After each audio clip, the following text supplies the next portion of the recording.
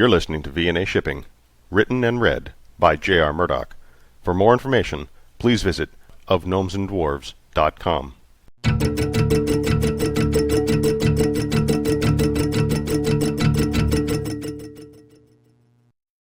Mike trembled. He had to resist the urge to lash out and finish off Vic. That wasn't part of the job at this time. Hiding in the cargo hold of, what had the boy called it? The Iron Butterfly? That wasn't part of the plan either. They were splitting up. June and Joey were integral to the plan, so he'd just have to make sure that the cruiser got back to the Acid Rat. Once they were taken out, it would be a simple matter to contact the boss. No matter what it took, Mike would have to make sure that Tootsie's transponder stayed on and got back on board the correct ship. Too much effort had gone into the series of events. Mike had to make sure they played out. First, he had to wait until they were off the ship. Vic would get suspicious if the cruiser didn't leave. Then he could spring out of the compartment and take care of June and Joey. They would never see it coming. Once they were out of the picture, he could fly back to the Acid Rat. With a stealth cruiser, Vic would never see the ship. Too perfect. Mike laughed softly to himself and settled in as the cruiser rose out of the Acid Rat.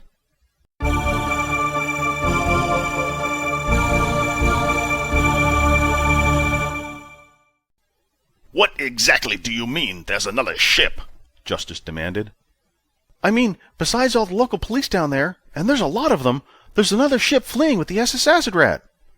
Justice eyed the reporting officer suspiciously. The view screen confirmed the report. A small black cruiser sped away from the SS Acid Rat. Who's on board the new target? Looks like there are 4 entities on board. How many are in the crew of the SS Acid Rat?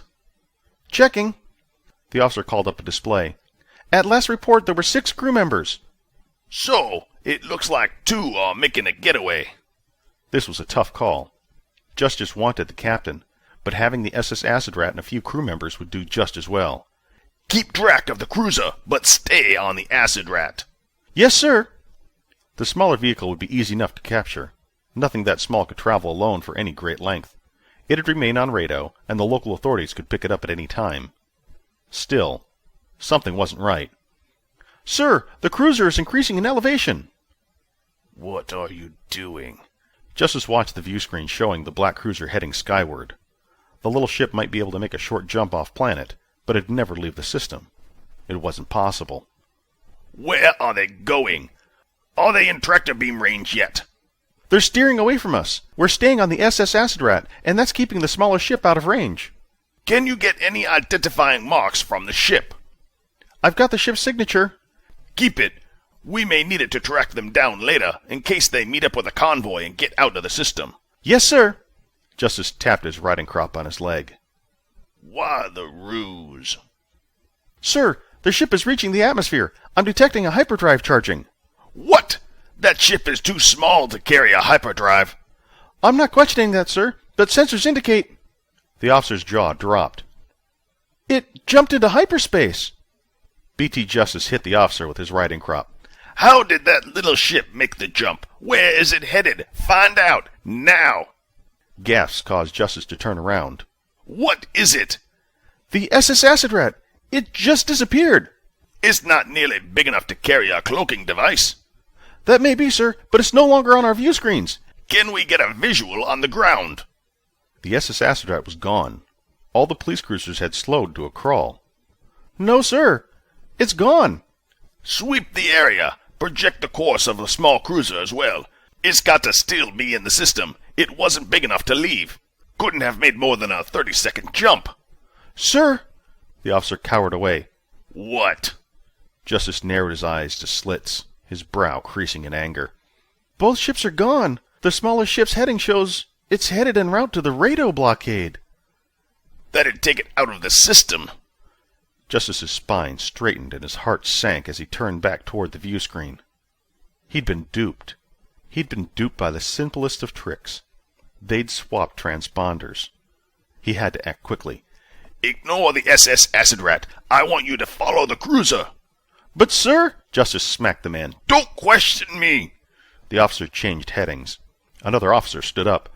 Sir, GCP Central Office wishes to speak with you. It's Counselor Petrine. The counselor can be damned. Hang up on him and get me Sheriff Asconso. He's the sheriff here on Rado, and he owes me a favor. More than a favor. Sheriff Esconso owed Sheriff Justice his life. Finding the ship had taxed Justice's patience, and Esconso had additional police cruisers available. Nothing that would compare to the apprehension, but big enough to make an impression on this pesky crew. A tinge wrinkled Justice's left eye. He had to capture this ship, and he had to do so quickly. The counselor would call back.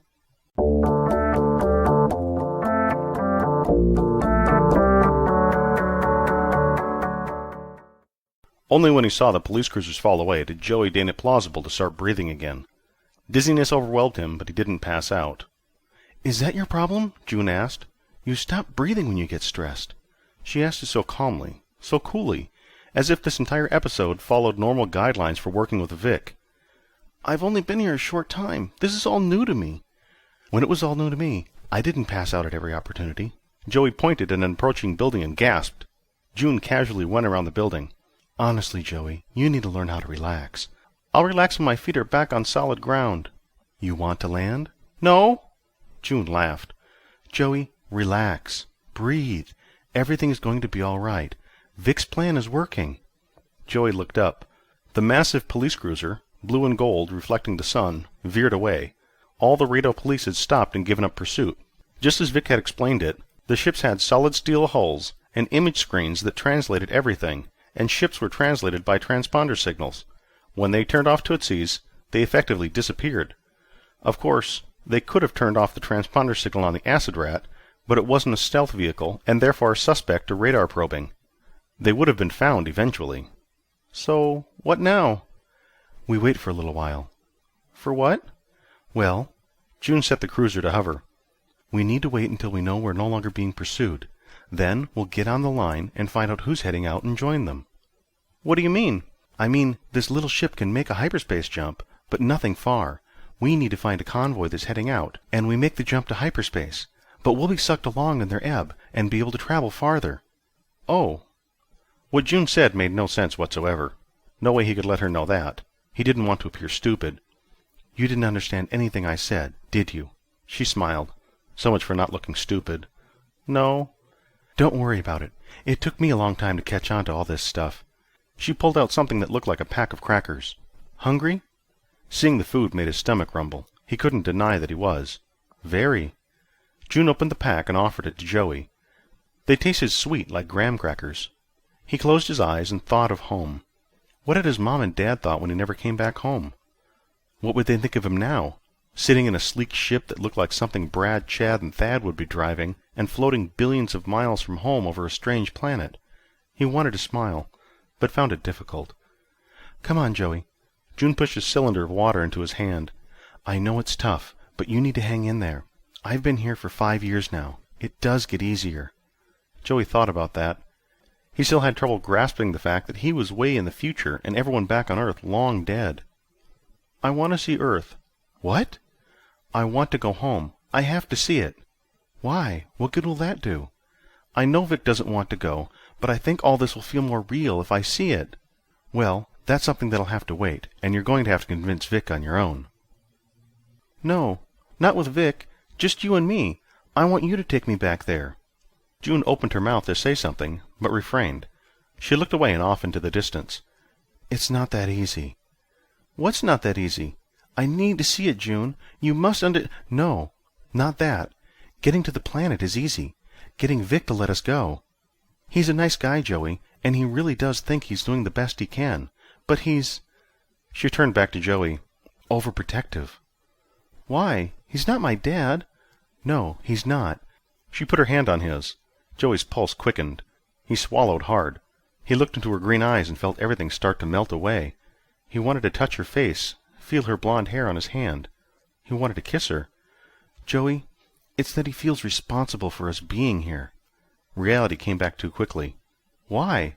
"I'm not sure why. I just know. It's that psychic thing I got when I got here.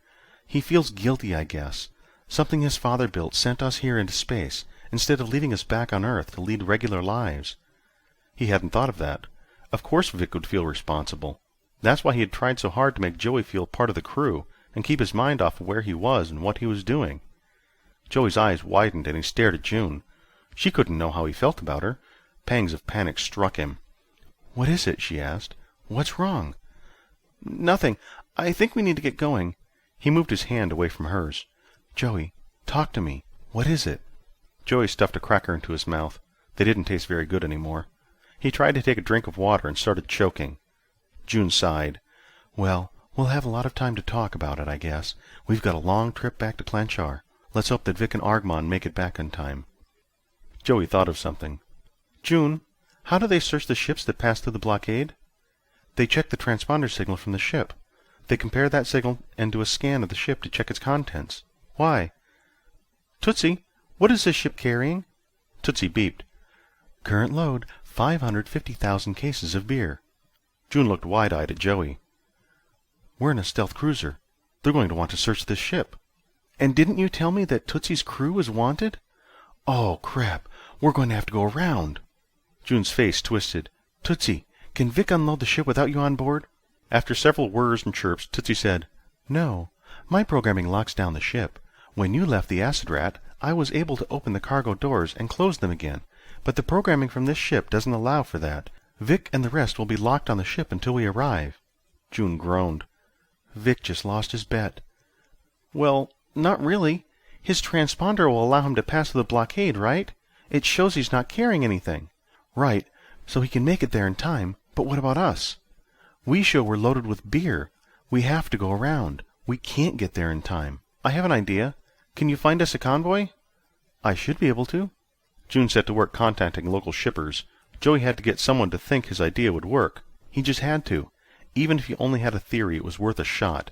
Hopefully nothing else would go wrong on this trip.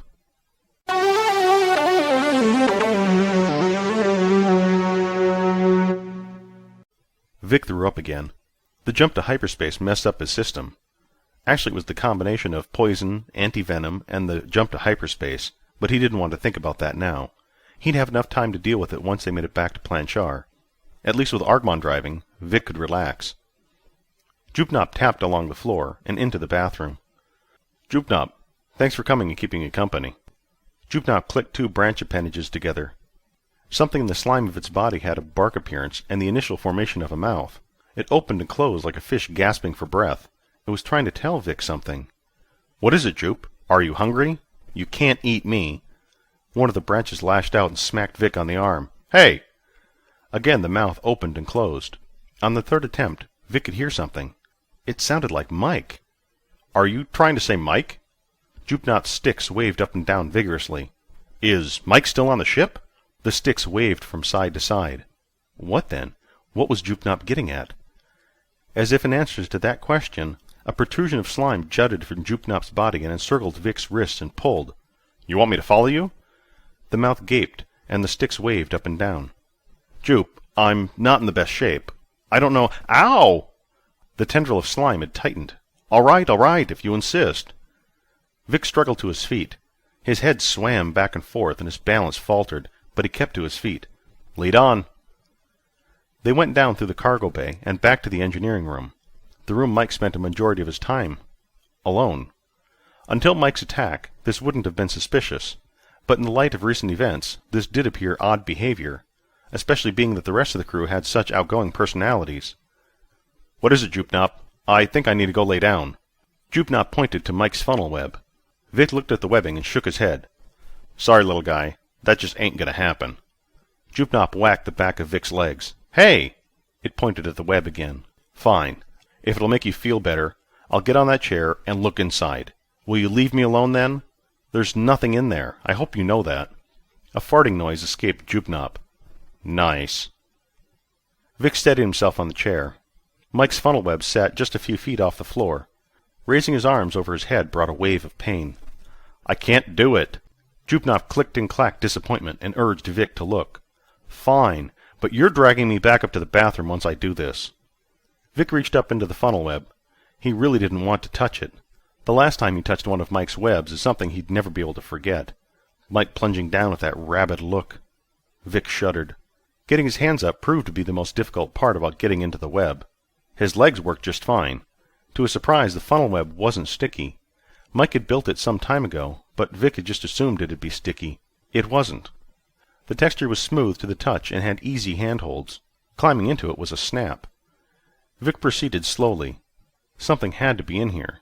Jupnop's insistence, unnerving as it was, couldn't be for nothing. Deep inside the funnel web, all lights stopped. Mike's webbing skills were impressive. Vic had expected it to be dirty inside, but it was so clean, disturbingly clean. Mike slept in here. Sometimes he ate in here. He practically lived in the web, yet it looked clean as if no one had ever been inside of it. Something caught Vic's eye. A square depression deep in the rear of the web. He crawled toward it.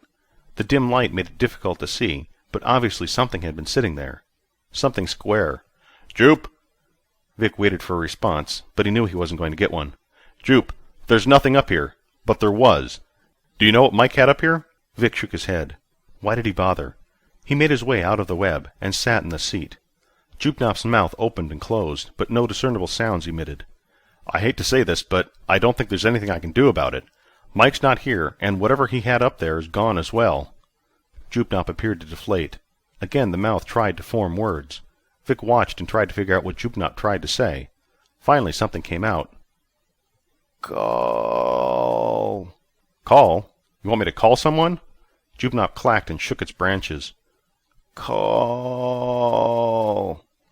"Call what? Call who? Oh, no. Are you saying that Mike called someone from up there?" That had to be it. That had to be what was missing from Mike's web. Mike had somehow gotten a communication box on board and kept in touch with someone from the outside. Jupnop excitedly danced about. "Thanks, buddy." Vic shook one of Jupnop's branches. "Tootsie! Tootsie!" No response came. He'd forgotten he'd swapped out Tootsie with the iron butterfly. He didn't even know the name of this one. If Tootsie had been on board, she'd be able to recount all of Mike's communications. Until he was reunited with Tootsie, he'd have to wait. Who the hell had Mike been talking to? No! The iron butterfly's stealth shielding. It would keep Tootsie's sensors from penetrating and discovering anything inside. Mike, who had not left the ship, must have stowed away inside. Mike was with June and Joey, and they didn't know it. Vic's face paled. How could he get in touch with them, to warn them? He and Argmon were almost upon the barricade. They had 4 heavy police cruisers in hot pursuit. June could handle herself if all they needed to do was get back to Planchar. But with Mike on board, that cramped little ship, they were in danger. He tried not to think about losing the money, but that panged him as well. He had no choice. No choice at all. "Argmon, turn us around. We've got to go back and pick up June and Joey."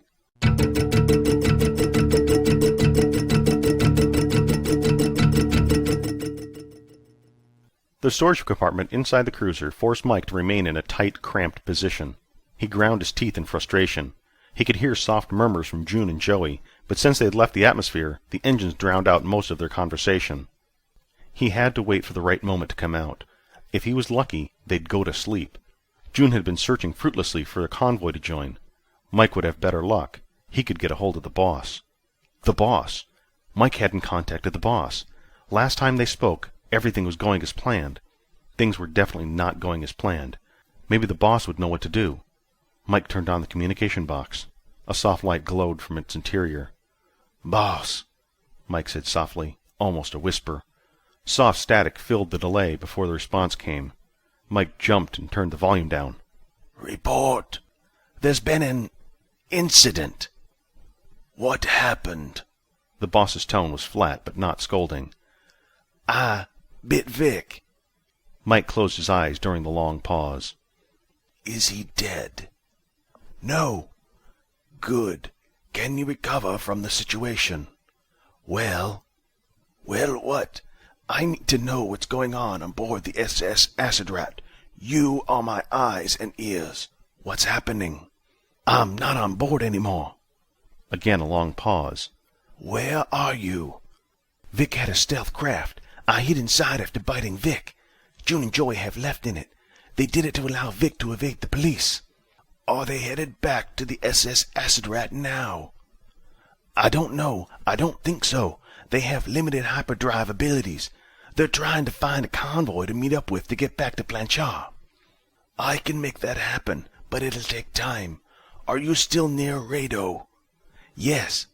"How can I locate the craft?" "I can turn on the beacon inside the communication box." "Very good. do so. I will get a convoy to accidentally arrive in that area. Once you know the convoy is in range, you will do away with the boy and the girl. Do you understand? Yes. There can be no more mistakes. I understand, boss. The box went dead. Mike heaved a heavy sigh of relief and smiled. The boss wasn't angry. There was still hope to salvage the situation. And he'd get to kill. Soon. His smile widened further. He was going to kill. Kill! Kill! Mike switched on the beacon. And waited.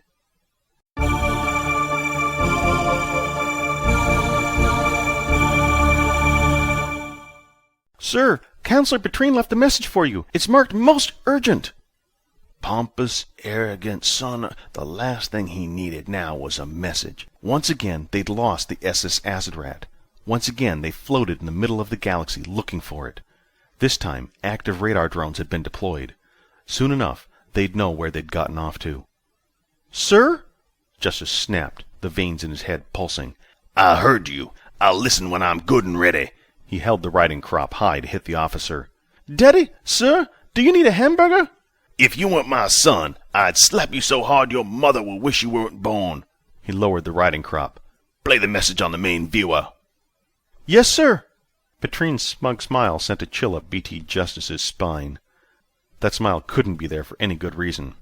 Sheriff Justice, we've had a report that your ship, the Apprehension, has been spotted in the radar system. You are hereby ordered to stay in the radar system until an escort can arrive and return your ship to your own system. Once there, you will be placed under arrest. If you choose to leave the radar system, it had best be to head back to your own system.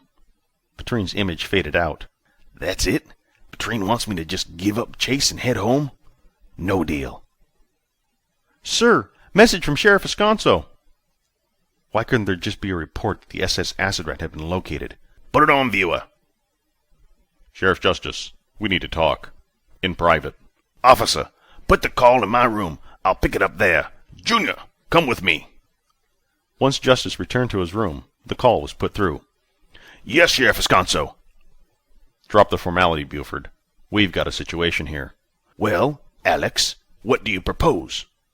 I propose that we return to our respective systems and drop this chase. Do you? I seem to recall that you had your ass over a barrel and I helped you out. You're telling me that you're not in the mood to find one little criminal? That's exactly what I'm saying, Buford. This isn't a life-or-death situation. I looked up the Acid Rat. It's small time. Very small time. Everything they've done over the past 6 or 7 years amounts to chump change in terms of galactic economy. Do yourself a favor. Return home and let this one go. That's easy for you to say. You didn't have a small-time crook sneak away from you right under your nose. This bastard is going down, Alex. He's going down. Look at yourself, Buford. You're obsessed. You need a vacation. I'll take one when I get that bastard in jail. You'll have to do it without me, Buford. I'm going back to Rado. The load of beer they stole isn't worth me losing my job and putting my fleet at risk. I'm sorry. We're going home. You really should do the same. BT Justice slammed his hand down on the comm button and turned it off. He was alone once again. Last time he'd save a fellow officer's life. Junior! Junior rushed over. We need to find this ship. We need to find it now. We're running out of time. I've never asked this before, but have you got any ideas? Junior looked like a gasket broke loose inside his brain, the prospect of helping overwhelming. Well, we can deploy drones. We've deployed drones, and they're sweeping the area with radar. No, that's not what I mean. I mean, we can deploy drones and have them wait along any path the ship might take. We followed the trail here, and it stopped. Right here in the middle of space. The only place they could have gone was back to Rado along the same path. If that's true, they'll have to follow another path back to Planchar. The boy was a damn genius. Thanks, Junior. Why don't you get me a drink and meet me back up on the bridge? Sure. Junior smiled. Now to get to the bridge and place the orders. They were going to head back to Rado. If they were lucky, one of the drones would pick up the passing SS Acid Rat. As soon as they got that signal, the drones could stay in silent pursuit. He wasn't going to lose them again. If worse came to worse, he could blow their ship up. At least then he'd be secure in the knowledge that he'd taken care of them. Once they were taken care of, he could worry about how to deal with Petrine. One thing at a time.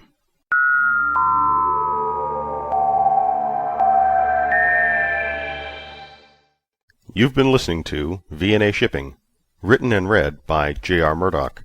For more information about this podcast and its author, please visit ofgnomesandDwarves.com. V&A Shipping is released under a Creative Commons Attributions Only, Non-Commercial, No Derivatives Works 3.0. Feedback can be sent to jrmurdoch@ofgnomesandDwarves.com, or you can find me at Twitter or Facebook as J.R. Murdoch.